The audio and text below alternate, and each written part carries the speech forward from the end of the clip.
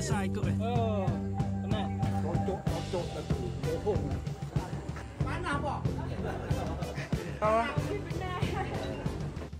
Assalamualaikum. Alhamdulillah pada hari Ahad 5 Oktober 2025, rider Perut Gendut bergabung dengan senawan rider untuk kayuhan rantau.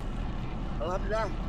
Pagi ni kayuhan rantau seramai 14 rider pagi ni. Alhamdulillah. Kayuhan kita dianggarkan lebih kurang dalam 78 km untuk hari ni.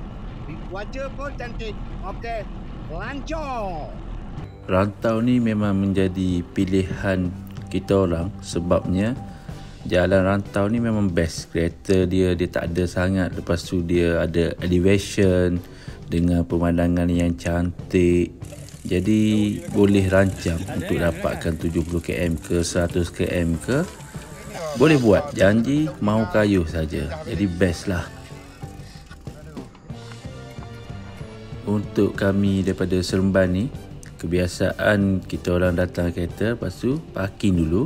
Nyasar ikut Nyasar. Jangan tarik mata balik. Betul-betul meriah lah hari ni sebabnya ada rider yang dah lama tak kayuh dengan kita orang datang sekali, lepas tu join group. Jadi ramai, meriah. Lepas tu kita orang berkayuh menuju ke destinasi yang pertama, sarapan pagi dulu.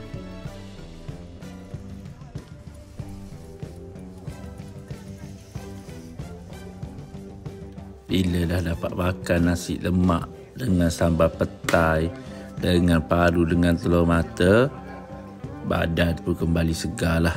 Memang syok lah dekat kedai sini sebabnya dia tak ada orang ramai sangat. Dengan jarak yang dah dilalui daripada permulaan kayuh tadi lebih kurang 25 km. Jadi waktu untuk refill dulu sebelum kayuhan yang masih lagi berbaki lebih kurang 45-48 km dengan cuaca yang cantik, panas apa semua. Memang badan kembali segar lah. Rider yang dalam video ni walaupun umur 50 lebih tapi mengalahkan geng muda. Steady je naik bukit. Seterusnya kayuhan kita orang menuju ke kafe untuk minum kopi dulu.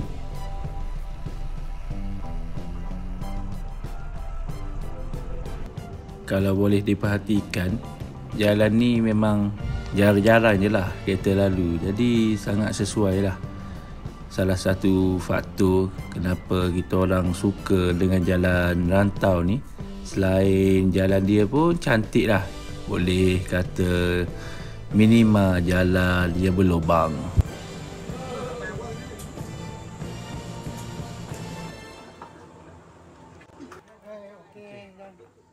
Abang Ujang, okey. Training macam ni lah. Oh, penat. Tapi syok. Abang Edi ini macam mana Abang Edi? Kopi dulu. Abang Jack ini macam mana ini? Hari ni dah boleh. Semua rider cocok lagi. Bohong. Nak lagi. Z. Kaki Z.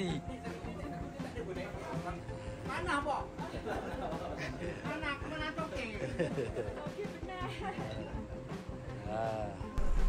Bila semua dah dapat kopi, badan terasa segar kembali. So jarak kayuhan lebih kurang 25 ke 30 km lagi. Santai dulu sementara hendak keluar daripada kampung. Dekat sini kena berhati-hati lah sebab banyak bom atas jalan. Walaupun hari makin panas, tapi bila dapat view macam ni, berbaloi lah. Lepas tu bila kita kayuh dengan kawan-kawan ni, dia lain sikit lah. Masing-masing bersemangat untuk menghabiskan kayuhan lebih kurang 72 km ni sebelum RHB lekat. Sekarang kilometer ke 65. Cuaca begitu panas sekali. Banyakkan rider semua dah slow, dah speed. So lebih kurang tinggal 20 kilo lagi lah. Kita akan menamatkan layuan kita sebelum ke RHB lepas. InsyaAllah lancar. Lebih kurang pukul 12.30, akhirnya kita orang sampai dah ke tempat permulaan satu kayuhan yang sangat best lah pada hari ini. Okay, bye.